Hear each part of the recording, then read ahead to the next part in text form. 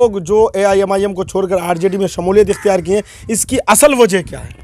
देखिए, सबसे बड़ी बात ये कहूँगा कि ये जो हुआ है और ये लोग जो कौम के साथ जो किया है, ये बिल्कुल नाकाबिले बर्दाश्त है। क्योंकि जिन लोगों ने वोट दे करके इनको जिताया था और इनको कामयाब किया था और जिनके नाम से ये लोग वोट लेकर गए थे, इनकी हैसियत ये नहीं थी कि ये लोग विधायक बन पाते, लेकिन ये किसी और के नाम पे वोट लेकर के ये लोग विधायक बने और उसके बाद कुछ महीने रहने के बाद जा कर के वो मतलब कि RJD को अपना समर्थन दिए।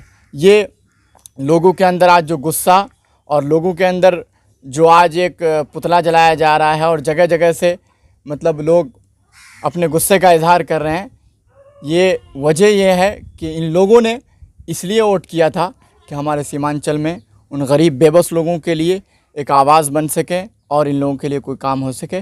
लेकिन हकीकत में ये गुस्सा भी जायज़ है कि लोगों ने अपना वोट एक एक कीमती वोट दे करके इन्हें जिताया था, वरना इन लोगों की हैसियत नहीं थी कि ये लोग विधायक बन पाते हैं।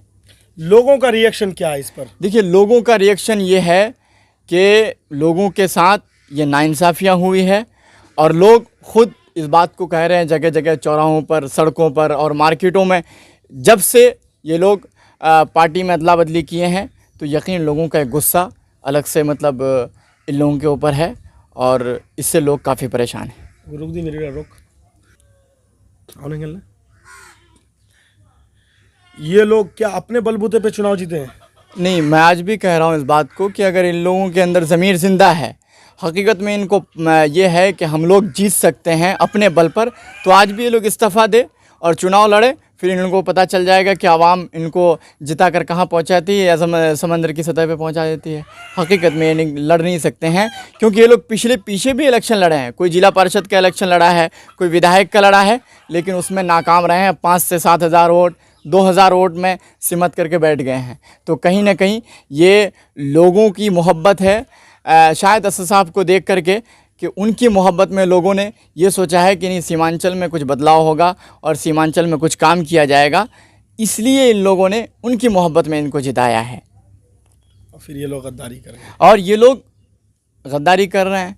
हम तो ये कह रहे हैं कि साहब, आप 5 साल रहने के बाद काम नहीं होता और अगर बदलना ही था, जिस आवाम ने आपको चुना है, जिस आवाम ने आपको वोट किया, जिस आवाम ने आपको जिता करके माले का हार पहनाया, मतलब गले में हार पहनाया, तो उस आवाम से एक मर्तबा हंगामा मीटिंग करना चाहिए था, पूछना चाहिए था कि इस तरह का माहौल है, ये क्या वजह है कि आप लोग आते हैं और बदला बदली शुरू कर देते हैं। ये कोई वो है कि मशीन है कि इस मशीन से लेकर के उस मशीन से लेकर के उस मशीन पे ले जाते हैं।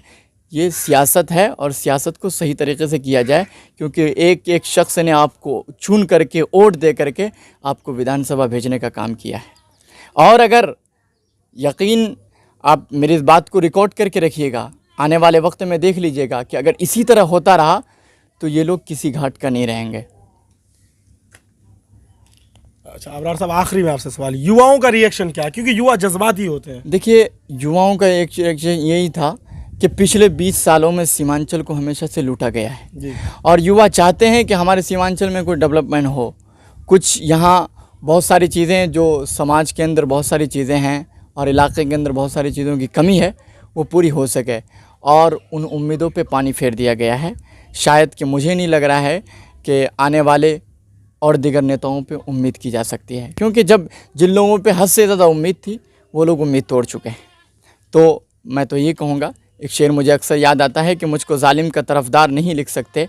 मैं हिमायत नहीं कर रहा हूँ जो सच है, क्योंकि लोगों की मोहब्बत में मैं यहाँ पे खड़ा हूँ और लोगों के साथ इस तरह होता रहेगा तो एक शायर बर्दाश्त नहीं कर सकता है कि मुझको जालिम का तरफदार नहीं लिख सकते, कम से कम वो मुझे लाचार नहीं लिख सकते।